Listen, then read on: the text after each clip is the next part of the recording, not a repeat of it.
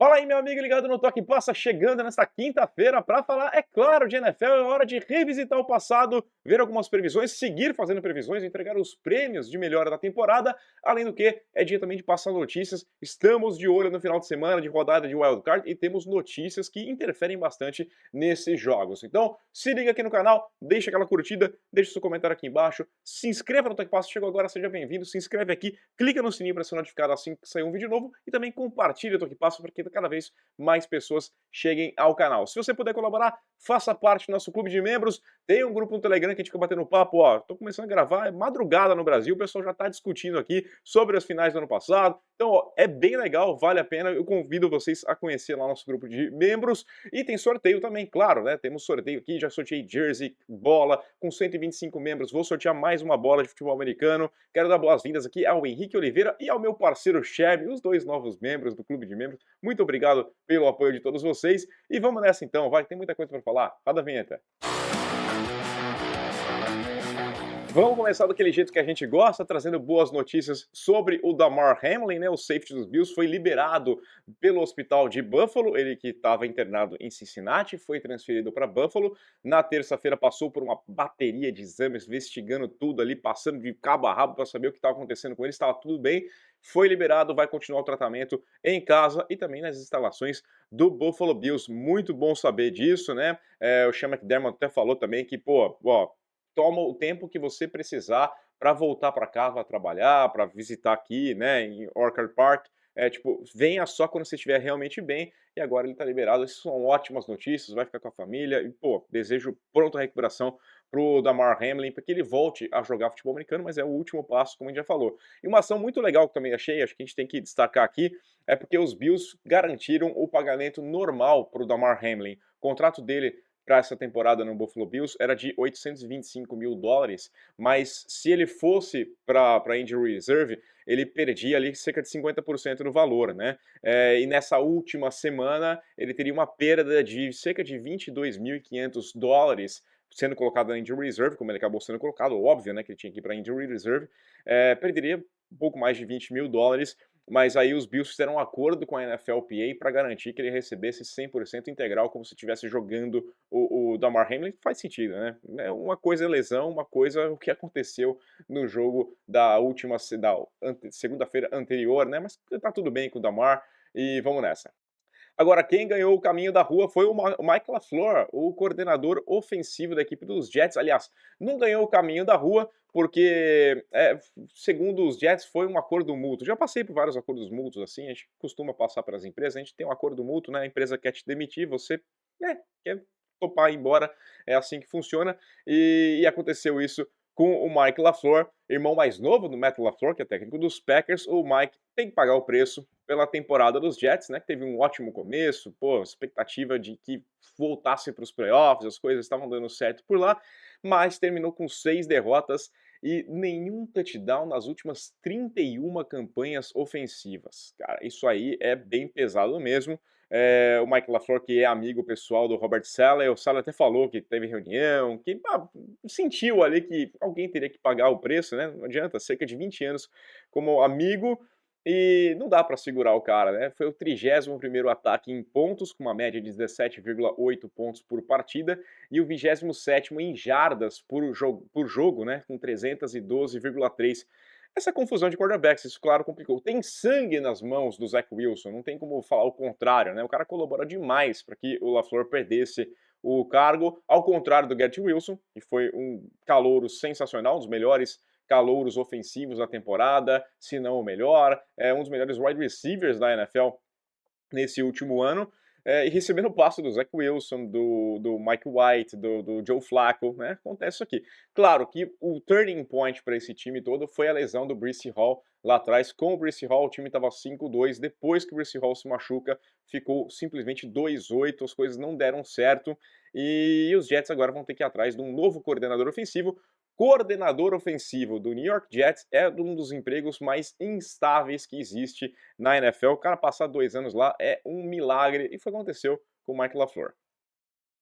Agora, olhando diretamente para os playoffs, né? Vamos falar aqui da situação de quarterbacks que jogariam neste final de semana. Lamar Jackson segue como dúvida para a partida de domingo contra o Cincinnati Bengals. O quarterback não participou, é o 16º treino consecutivo que o Lamar Jackson não participa, e as chances de contar com ele em campo no domingo aí contra os Bengals lá em Cincinnati é basicamente quase zero, né? Para não falar zero, é quase zero ali. Ele não joga desde o dia 4 de dezembro, partida contra o Denver Broncos, sofreu uma lesão no joelho esquerdo, e desde então não tem treinado. O técnico John Harbaugh disse que não tem nada para atualizar, que não tem, né? Mas é claro que foi perguntado qual que é a situação do Lamar, como é que tá a situação de quarterback. Ele falou, cara, não tenho o que dizer, né? Você sentia ali aquele drama rolando na cara do John Harbaugh. Para apimentar um pouquinho mais a situação, o reserva, o Tyler Huntley, mais uma vez não teve passes tentados no treino dessa quarta-feira, né? Isso aconteceu a semana passada.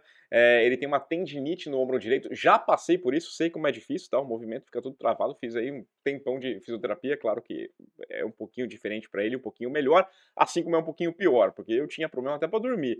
Imagino o Tyler Huntley, mas o tratamento dele é um pouquinho melhor. Semana passada ele também não fez nenhum treinamento com passes, e aí teve o Anthony Brown jogando contra os Bengals na derrota para a equipe de Cincinnati, só que o Harbaugh, na situação do Tyler Huntley, está um pouquinho mais confiante. Ele falou que espera, né, está vendo melhoras ali no Huntley, e ele espera poder contar com o quarterback reserva para esse jogo. Chances, claro, caem, cada posição, cada nível de quarterback cai. Com o Lamar é uma chance maior, com o Huntley é uma chance menor, e com o Anthony Brown é basicamente, né, quase sem chance para a equipe do Baltimore Ravens. Más notícias também para o Miami Dolphins, né? O técnico Mike McDaniel descartou a chance de Tua Tagovailoa jogar a partida de wild card contra o Buffalo Bills no próximo domingo. McDaniel disse que o quarterback ainda não foi liberado para nenhuma atividade relacionada a futebol americano e tá afastado pelo protocolo de concussão desde o dia 26 de dezembro. E aí não tem como manter uma chance de tê-lo em campo para o duelo de rivalidade que vale tanto para a equipe dos Dolphins neste final de semana. Para piorar a situação, o Ted Bridgewater ainda segue em tratamento, segue se recuperando, né? Ele que deslocou o dedinho da mão direita, a mão passadora, no caso do Ted Bridgewater, né? Não seria no caso do Tua, que é canhoto. Ele sofreu essa lesão no jogo contra os Patriots, acabou saindo e a equipe dos Dolphins perdeu. Então o Skylar Thompson está sendo preparado para jogar essa partida. E aí, pô, você tem uma ideia, né? Lá no Caesar Sportsbook, né, casa de apostas do Caesars, é, o favoritismo dos Bills era de 9 pontos. A margem de vantagem de vitória de 9 pontos. Quando saiu a notícia do Tua, essa margem foi para 12,5, já está chegando em 13.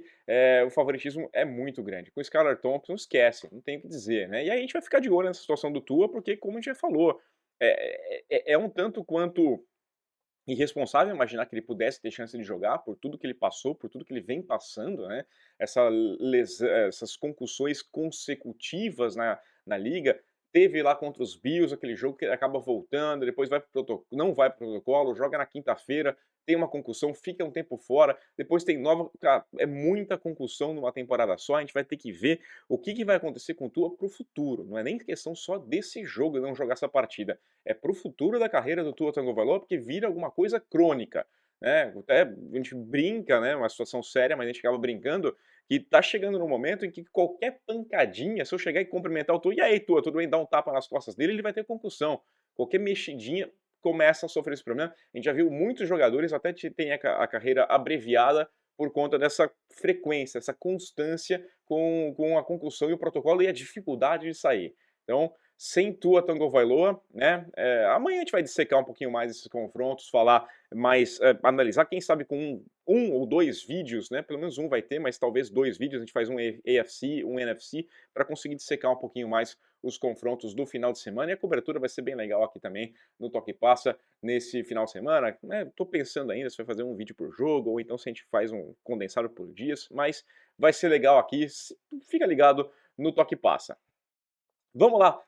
Eu quero falar minha lista de premiados, mas antes eu decidi fazer a minha autocrítica, né? E tem uma playlist aqui no Toque Passa, que é lá previsões, que eu coloquei antes de começar a temporada, as minhas previsões de campanha, os minhas bold predictions, eu acertei alguns dos times que iam avançar, minha previsão eu analisei jogo a jogo quem que ia ganhar, né?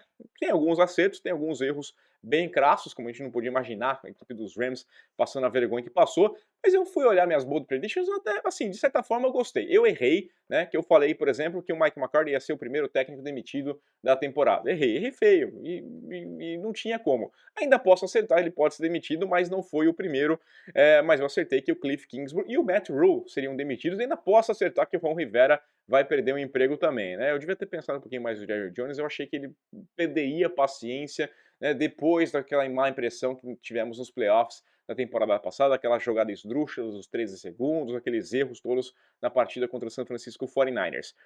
Eu falei do fim da linha para Carson Wentz, para Ryan Tannehill, mas eu errei no fim da linha para Daniel Jones, que está aí até ganhando proposta para renovar o seu contrato. Falei que os Patriots iam começar 0-4, e ainda ponderei que o jogo contra os Steelers era mais vencível, mas eu achava que ia perder, e quase perdeu mesmo pro Trubisky, né?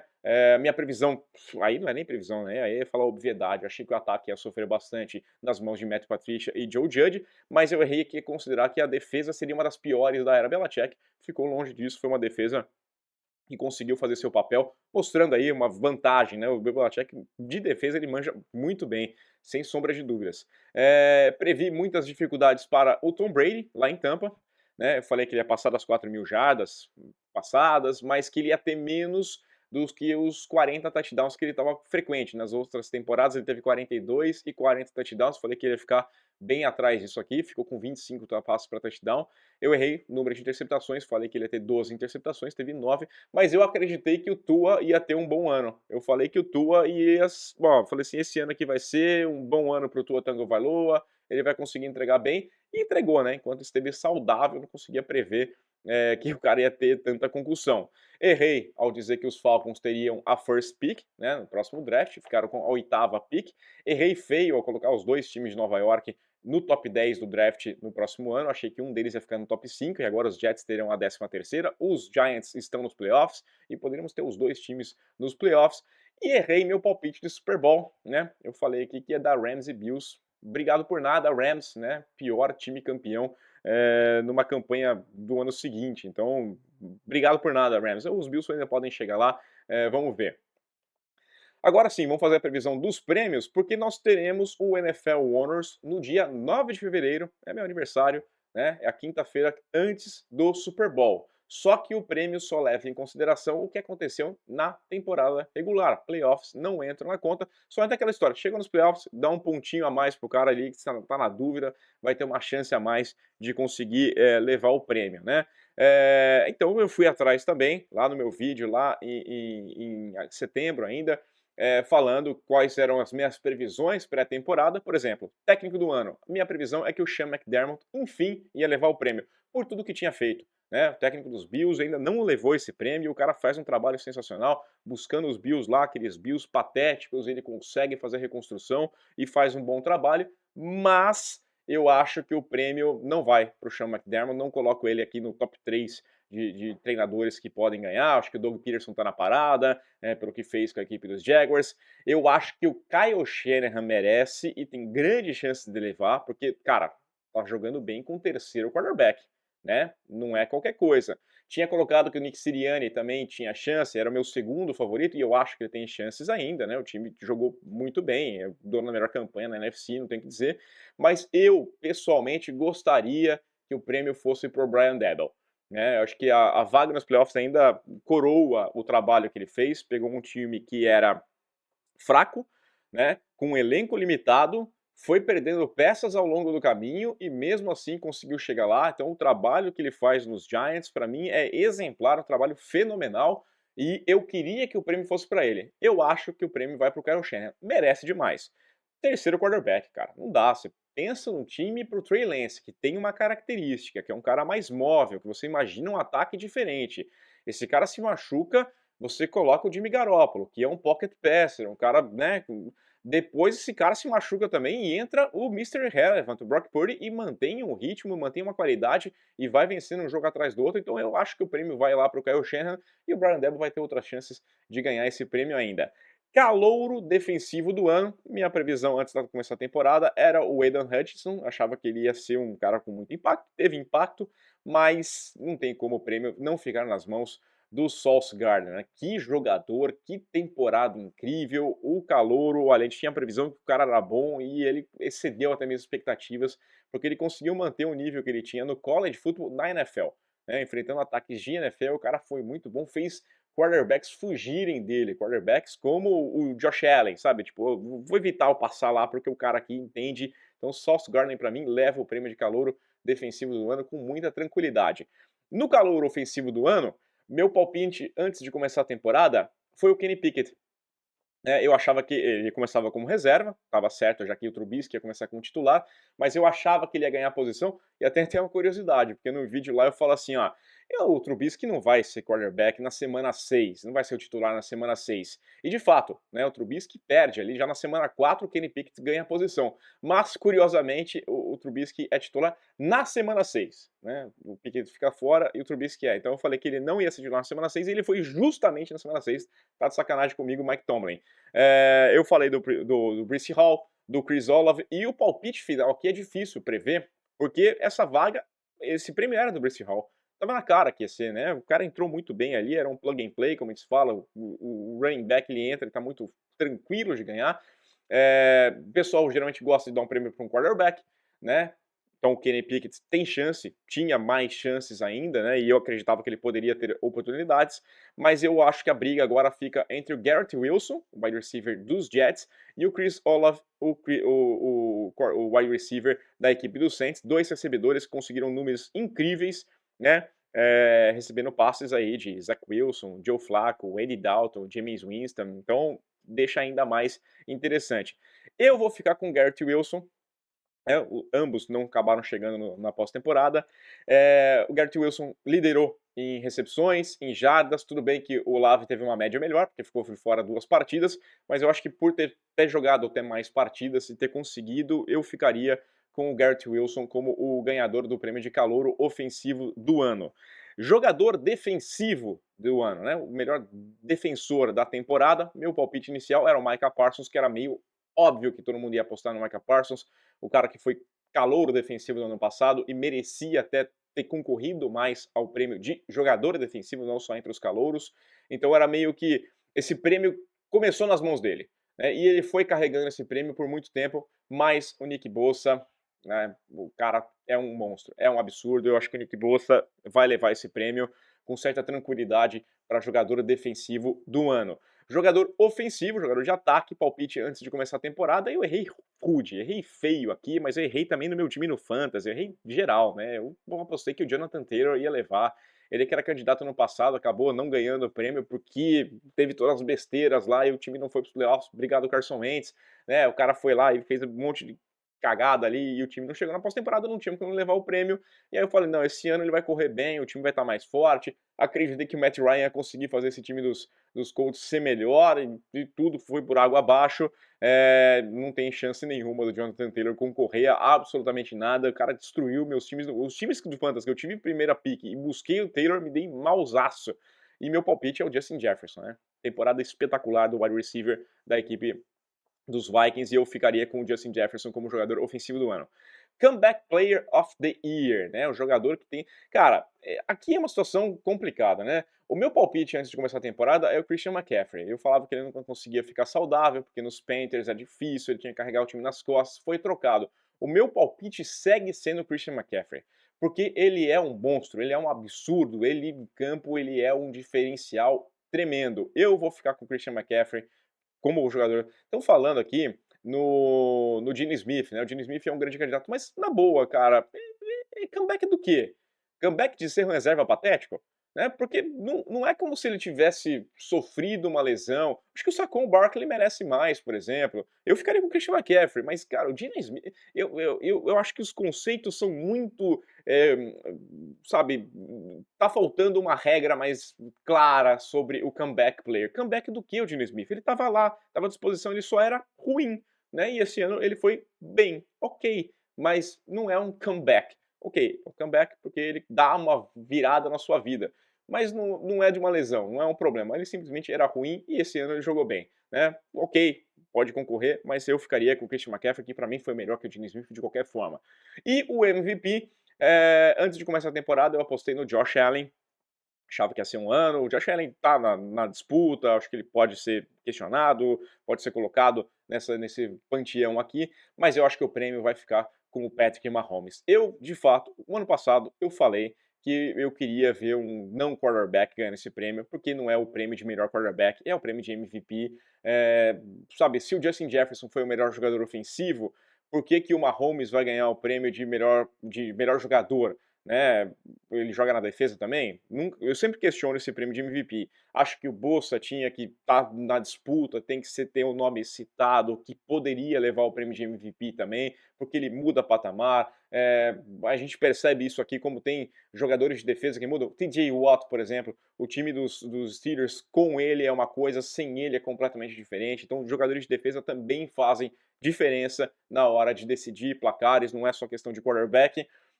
Mas eu acho que o prêmio vai ficar com o Patrick Mahomes, não é problema nenhum também isso aqui. Teve alguns altos e baixos ao longo da temporada, mas a gente não tem nenhum nome assim tão forte. Acho que o Hurts merece. Os jogos que ele ficou fora acabaram fortalecendo a ideia de que ele deve brigar pelo MVP.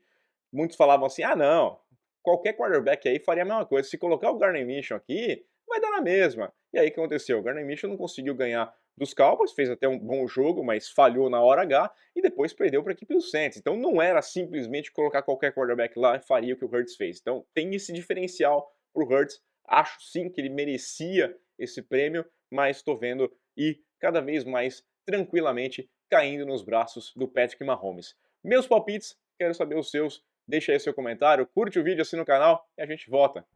Aquele abraço.